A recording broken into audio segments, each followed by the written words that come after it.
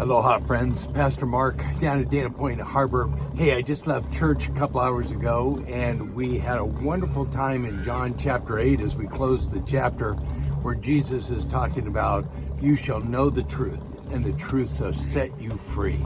And what a great reminder of just the freedom that we have in Christ, but also the encouragement that we don't have to buy the lies of the world. When we know Jesus, will be free.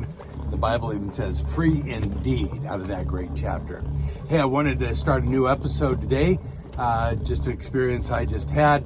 And it's this little episode is called My Day at the Dollar Store. It's brief, but here you go. I go into the dollar store after church to buy a little greeting card. And as I am walking up to the entrance, I see 4 or 5 people looking in the hedge next to a car that's parked but running. And I'm intrigued, and I stop for a minute, and they're searching all over the place for something.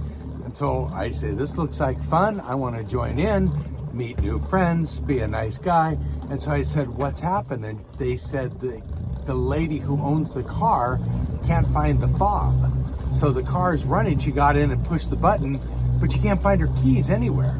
And so they are actually have their smartphones out, and they're searching and saying the fob can only be 16 meters, 5 meters, I think it's 16 feet away from the car for it to run. If it's any further than that, it won't run. So we're narrowing the field, and we're reaching in these planters and these hedges. Out comes trash, out comes a crack pot. Not a crack pot, I'm the crack pot, a crack pipe. And all this stuff. So I stopped reaching in the bushes after that, and I'm searching the car with these people. Nothing, couldn't find it anywhere.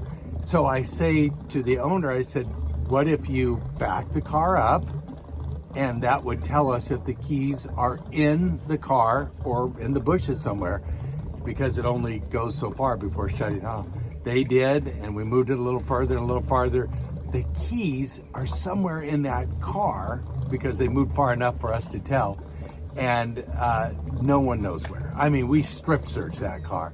So the idea then was to drive it home. I think her husband followed her home. I gave him my phone number because I want to know how this mystery is solved. It made it all the way home, so the keys are in that car somewhere, but they have no clue where. So if that isn't exciting enough, one of the ladies that was helping us was probably homeless. I'm not completely sure. She comes into the store. She does a little shopping. I get my greeting card, and she's at the front of the line and purchasing a bag of things, and she goes, oh, I left my wallet in the car. So will you wait? There's 4 or 5 people in line. The cashier says, yes, I'll wait. And she allows her to go out in the parking lot. We're all watching through the window. She opens the door. She's digging through her purse. She's digging through the car. Someone else is in the car. And all of a sudden she sits down and opens the box and starts eating food. She got distracted by a shiny object. And I asked the cashier gently, do you think maybe you could close it out and start over? And the manager was called. People were patient, but proceeded with their purchases afterward. And I left and headed to the harbor, where I'm going to stay for a while. My day at the dollar store. If you can beat that dollar store story, let me know by contacting me at dollarstorecraziness.com.